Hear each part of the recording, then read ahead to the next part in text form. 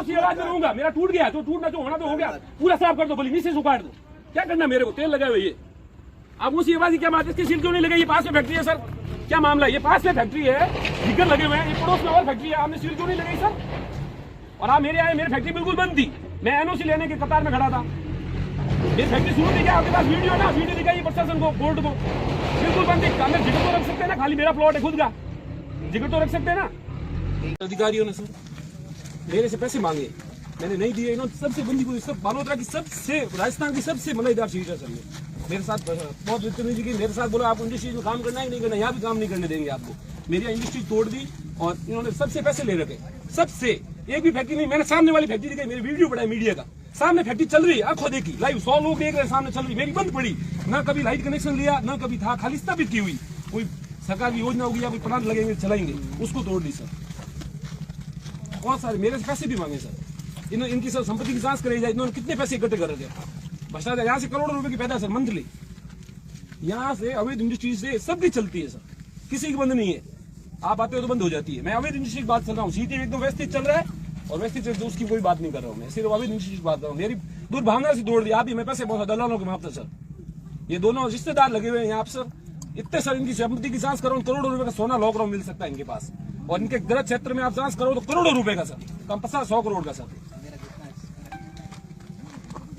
ये साहब सामने खड़े हैं। क्या नाम है उनका? मेरा नाम पूरा नाम है बाबूलाल चौधरी के नाम से मेरे को पहचानते हैं। मेरी छोटी सी इंडस्ट्रीज है जो जेला रोड पर स्थित है, जो मैंने सिर्फ स्थापित कर रखी है। मतलब अपन लगाते हैं ना, कोई भी जैसे ट्रक कैसे खरीद के रखते हैं, उस बॉडी बनानी होती है, उसी तरीके से स्थापित करके रखी है मैंने।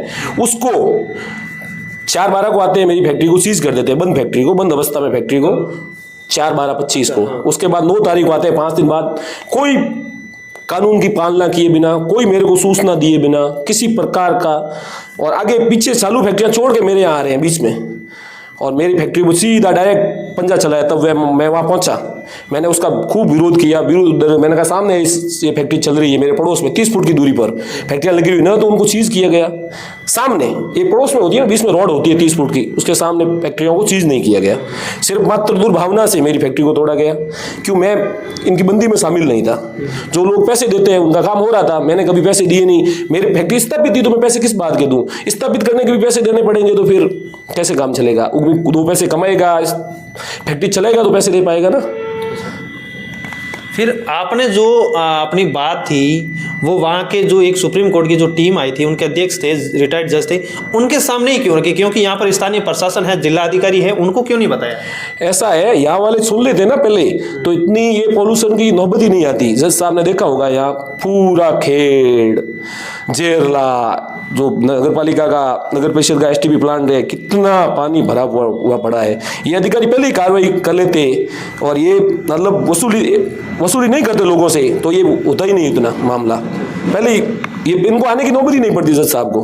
क्यों आना पड़ता? क्यों निरीक्षण के लिए? क्यों पब्लिक आक्रोशित होती है, और क्यों रोडों जज साहब को वहाँ रो के बताती?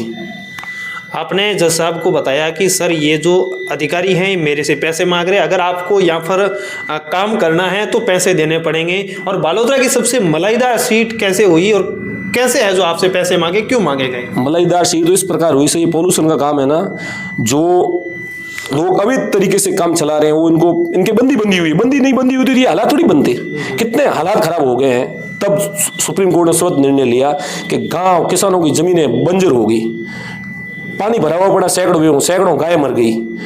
तो ये अपने पैसों की वसूली नहीं करते, और पैसों को लेना का उनका खेल नहीं होता, तो ये होता ही नहीं, मतलब पानी फैलता ही नहीं। क्यों फैलता पानी? ये पहले ही कार्रवाई कर देता। टीम आने से 5-10 दिन पहले आप 5-10 फैक्ट्री सीज करते हो, इन्होंने सब फैक्ट्रियां भी सीज नहीं की। 5-10 फैक्ट्री सिर्फ कार्रवाई लिथापोती कर रहे हैं, और मेरी को टारगेट किया ऐसे, मतलब अखबारों में देना कि हमने वो कर दिया। ये बोलते हैं कि हमने 77 फैक्ट्रियों के कनेक्शन काटे, कार्रवाई की। 77 फैक्ट्रियों के कनेक्शन के नाम दो आप, किस पर कार्रवाई की? कोई 5-10 फैक्ट्रियों के कनेक्शन काटे इन्होंने। यहाँ पर कितनी है जो औद्योगिक इकाइयाँ अवैध तरीके से चलती हैं, और जिस तरीके से आपके जो कार्रवाई हुई है, और उसके अलावा कितने लोगों के खिलाफ भी कार्रवाई हुई थी, या फिर कितने ऐसे जो फैक्ट्रियाँ हैं जिसके ऊपर कार्रवाई होनी चाहिए थी लेकिन नहीं हुई?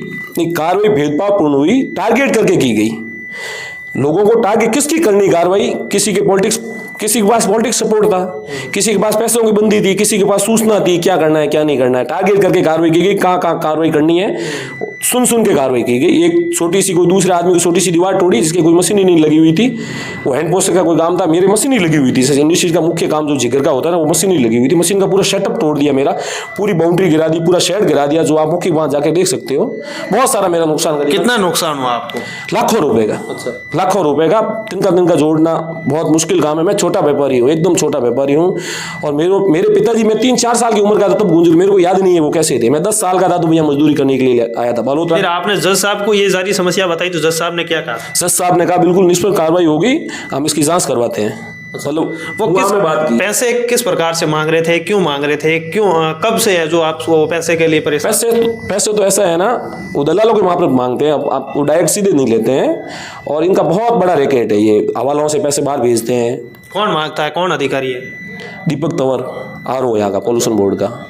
अच्छा, मतलब वो समय लेता है या किसी के माध्यम से? किसी के माध्यम से। और ये कहने का मतलब हवालों से वगैरह लोगों दलाल के थ्रू पैसे लेते हैं, डायरेक्ट आपने पैसे नहीं लेते। बाहर में इनामदारी दिखाते हैं, अंदर से पैसे लेते हैं। जो बाहर से जितना इनामदार दिखता है उतना होता नहीं है। जैसे रेवत राम जी कैसे बाहर से इनामदार दिख रहे थे, स्टिंग ऑपरेशन कर लिया किसी मीडिया वालों ने, कैसे पकड़े गए, इस प्रकार ये भी कर रहे थे। बड़े बड़े पैसे ले रहे थे, बंदी में 5, 7, 10, 20 जनों के ग्रुप के पैसे ले रहे थे। ऐसे एक जना इकट्ठा होकर वहां जाके कॉल करके पैसे नहीं लेते थे। आपसे कितने मांगे? नहीं, पैसे मेरे को तो पैसे मांगे सिर्फ, पैसे मतलब पैसों में पैसे मैंने दिए नहीं ना, पैसे मांगे गए। और पैसे मांगने का तो क्या, 25-50 हजार मांग ले, लाख रुपए मांग ले। इसे दलाल के माध्यम से मांगे या आपको खुद कहा कि भी पैसे देने होंगे? नहीं, मार्केट में हुआ है कि भी बड़ा पैसे इकट्ठे करके पहुंचाओ। अच्छा, उन अधिकारी को पैसे पहुंचाओगे तो आपका काम चलेगा? पहुंचाते ही है लोग, पहुंचाते ही है। होली दिवाली मतलब टाइम टू टाइम सब लोग पहुंचाते डर के मारे। अच्छा, वो क्यों पहुंचाते? क्या उनके कोई अवैध काम होता है या फिर? हाँ, छोटा मोटा अवैध काम होते हैं, कोई छोटे मोटे हैंड प्रोसेस वाले वगैरह है, वो डर के मारे पहुंचाते हैं, नहीं तो हमारे तोड़ फोड़ बड़ी कार्रवाई कर देंगे ये लोग। अच्छा, फिर वो पैसे पहुंचा के उनको खुश कर देते हैं और वो कार्रवाई नहीं करते? नहीं, कार्रवाई करते तो अभी इतनी नौबत क्यों आती? जज साहब को, सुप्रीम कोर्ट को निर्णय क्यों लेना पड़ता? इतना जेल और खेत में पानी भरा हुआ पड़ा है सैकड़ों बीघा में, और वो गोसर की भूमि भी बंजर हो गई है। ये जो पानी फैला हुआ है जो जेला में, ये किसकी गलती मान रहे हो आप? ये कुछ तो प्रदूषण बोर्ड की है या फिर यहाँ के औद्योगिक इकाइयां हैं, वहाँ के जो व्यापारी हैं, जो उद्योगपति हैं, उनकी है, या फिर यहाँ के जो प्रदूषण बोर्ड है उनकी गलती है? प्रदूषण बोर्ड की गलती हुई ना, उनकी मिली भगत चल रही है, उनकी मिली भगत से ये फैक्ट्रियाँ चल रही है। अच्छा। नहीं चल रही होती तो ये प्रदूषण पानी आता कहाँ से? फिर आपने जज साहब को बताया तो ऐसा नहीं लगा कि मैं इनकी अधिकारियों की शिकायत जज साहब को कर रहा हूँ? कहीं ना कहीं मुझे भी ऐसा मतलब लग रहा है कि ये मुझे लोगों के द्वारा कहा गया इंडस्ट्रीज में काम करना है तो आप ये ज़्यादा बत्ती बातें मत करो और ज़्यादा मत बोलो। और उस दिन के 2 वीडियो है, उसमें आप देख सकते हो किस टाइप का ये इन्होंने किया। मैंने बताया तो भी कुछ नहीं बोले ये, और मेरे को राज्य कार्य बाधा का मुकदमा दर्ज करने की उस दिन मेरे को धमकी दी। अच्छा, किसने? दीपक तंवर। उस वीडियो आप देख सकते हो। तो आप देख सकते हैं, ये थे जो एक वीडियो सोशल मीडिया पर वायरल हुआ था, और उन वीडियो के बाद में इन्होंने अपनी बात रखी कि मुझे है जो अगर मेरा काम करना है, मुझे अगर वहाँ फैक्ट्री चलानी है तो पैसे देने पड़ेंगे, यानी कि लोगों की मदद से वहाँ तक पैसे पहुँचाने होंगे, अधिकारियों को पैसे देने होंगे। अगर आपने पैसे नहीं दिए तो आपकी फैक्ट्री नहीं चलेगी, आपके ऊपर कार्रवाई होगी, आपकी फैक्ट्री है जो वहाँ से सीज होगी।